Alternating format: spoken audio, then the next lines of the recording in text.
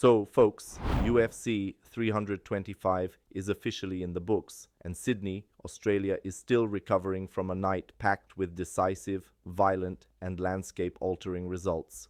We saw the featherweight king remind everyone why he's still the man to beat.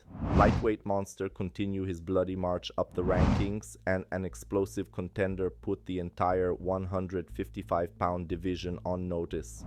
The wins for Alexander Volkanovski, Benoit Saint Denis, and Mauricio Ruffy were as definitive as they come. But every big win immediately sparks the most exciting question in combat sports. What's next? The dust has settled, the bonuses are paid, and the callouts have been made. So let's play matchmaker and break down the most logical and most compelling next fights for the key winners of UFC 325. Let's start at the top with the king himself, Alexander Volkanovski. Returning home to Sydney for a title defense against Diego Lopez, Volkanovski delivered a technical masterclass. It was a striking clinic from bell to bell, earning scorecards of 49-46 twice and a lopsided 50-45.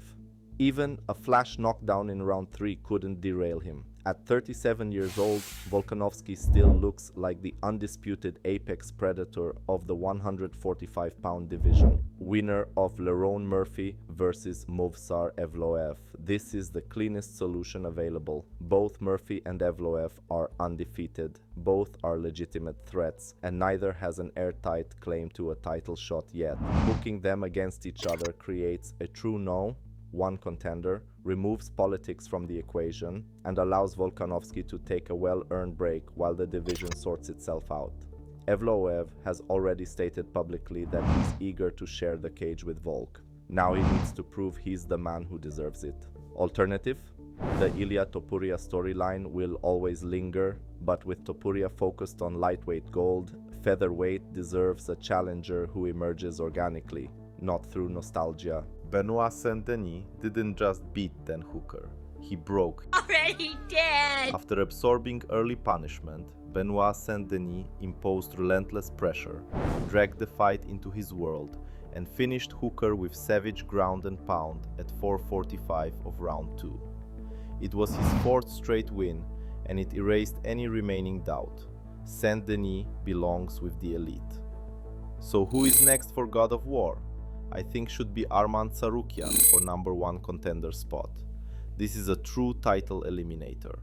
Both men are relentless, physically imposing, and defined by elite weaponized grappling.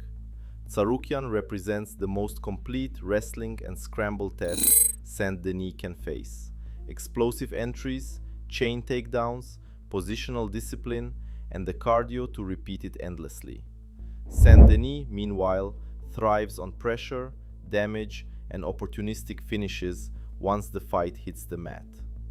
This matchup isn't about who can last longer, it's about whose grappling breaks first. If BSD can impose his pace and overwhelm Tsarukyan in the clinch and on the ground, his claim to a title shot becomes impossible to deny. If Saint Denis' win was a slow suffocation, Mauricio Ruffy delivered a lightning strike. Against Rafael Fiziev, Ruffy found his opening in round 2, detonated a straight right hand, and finished the fight with ruthless ground and pound. Performance of the night, statement made. So who should Mauricio Ruffy face next? In my opinion, the perfect next opponent is Dan Hooker. And it's not because Hooker is an easy name to climb over. He's the opposite. Hooker is one of the most battle-tested veterans in the entire lightweight division. He's durable, violent, experienced in 5-round chaos, and he has the kind of grit that forces young contenders to fight at a higher level than they ever have before. This matchup is the ultimate reality check. For Ruffy, this fight answers the one question that matters most. Can his explosiveness hold up when the fight stops being clean and starts getting ugly? Can he stay sharp when Hooker drags him into the kind of war where technique breaks down and toughness takes over? Because beating Fiziev is a statement, but beating Dan Hooker, that's proof.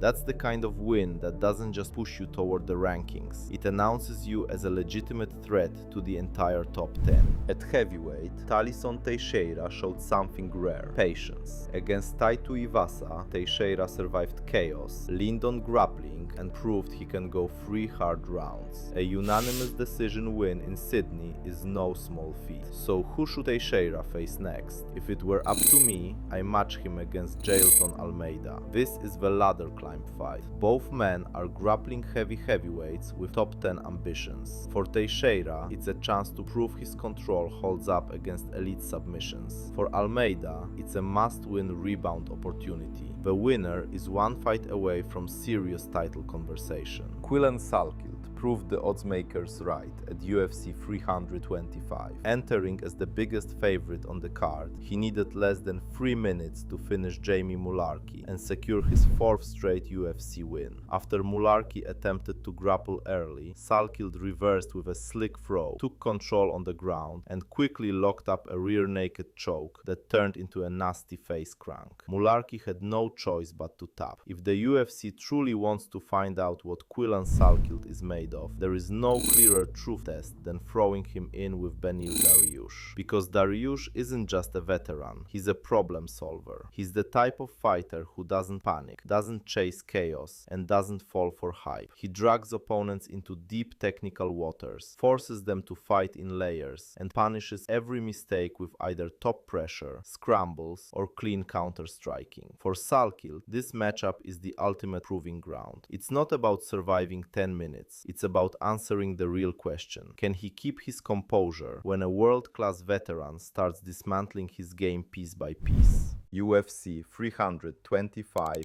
reshaped multiple divisions. Volkanovski waits for the next true challenger. Saint Denis and Ruffy are barreling toward the lightweight elite. Teixeira announced himself as a problem at heavyweight, and beneath it all, a new generation of Australian fighters is quietly rising. But matchmaking is never unanimous. Who should these fighters face next? Do you agree with these picks, or do you see a better path? Drop your matchups in the comments. Let's argue like proper MMA degenerates.